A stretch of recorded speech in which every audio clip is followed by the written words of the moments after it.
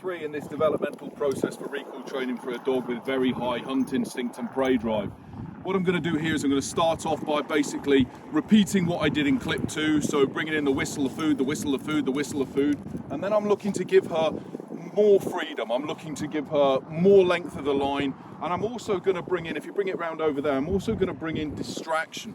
Okay, so we're going to go quite close to distraction, but not too close so that we tip her over. And the reason that I'm going to bring her in is because she will not react to that animal in the same way when it's stationary that she will do when it moves. And I would ask anybody to really let that statement sink in. Okay, so the way that your dog acts towards a prey animal when that animal is stationary is no indication whatsoever of how your dog will react to that animal when that animal is in flight. Equally, when your dog is on a line or on a lead, is absolutely no indication of how your dog will react in that situation when it is off lead. Okay, so here we go.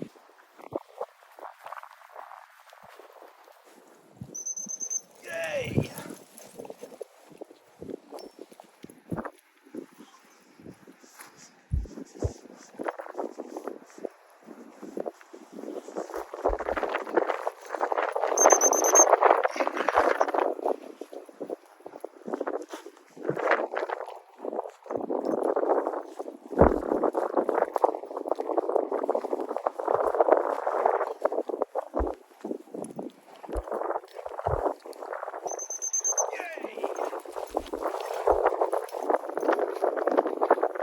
Taking her down over towards the bracken because there's going to be a bit more scent in there, but again, I'm not pushing her, it's not a test. Here we go, look.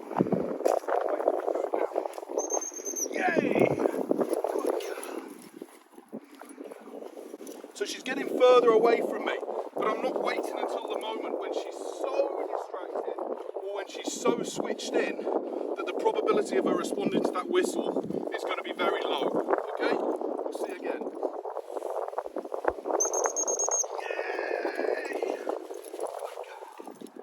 Now what I'm going to do, which is equally important, is allow her to go down to that bracken. Yay! Good girl. Good girl. Yes, good girl. Good girl.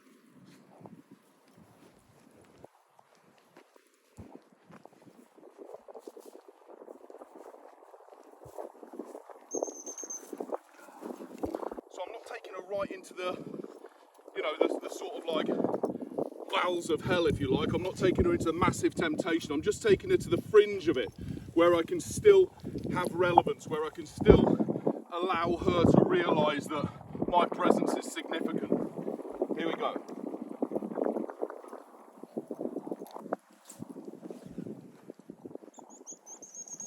Yay!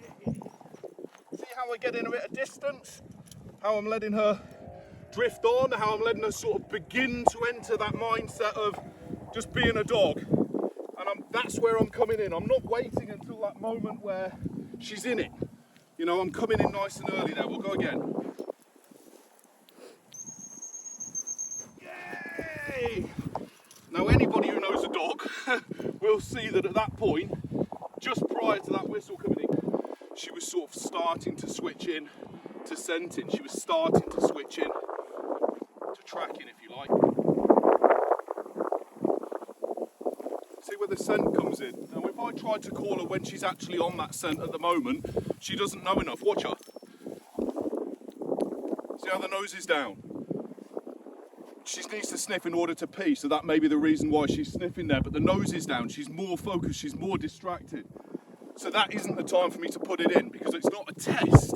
I want her to win, I want her to succeed. I will not pay her for coming back of her own accord. So anybody who tells you to pay a dog for checking in, don't do that. Pay the dog when the dog responds to the command that you want the dog to respond to. If you pay it any time that it comes back, you're weakening what you're trying to achieve. You're basically shooting yourself in the foot, crippling yourself. Only respond, only reward what you have asked for and what the dog responds to reliably. I get criticism for that, but hundreds and hundreds and hundreds of dogs give me the experience to be able to tell you that that is absolutely true and valuable information. Good girl. Good girl. Good girl. So we've got cattle, but she won't have seen those yet.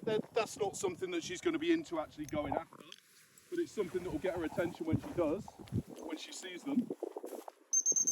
Yay, good girl. Again, nice and early in the process. That's where it's coming in, nice and early in the process. And we'll just take her up towards the sheep, Joe. If you just cut a moment and we'll bring back in there. Good girl.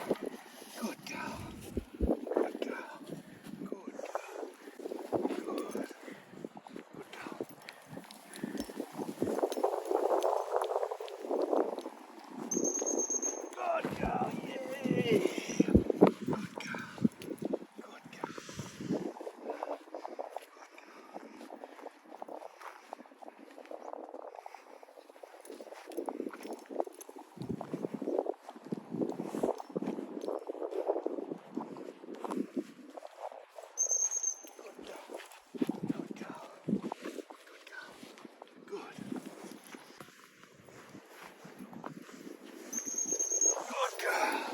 Good girl. Good girl, yay! Good girl. Good girl.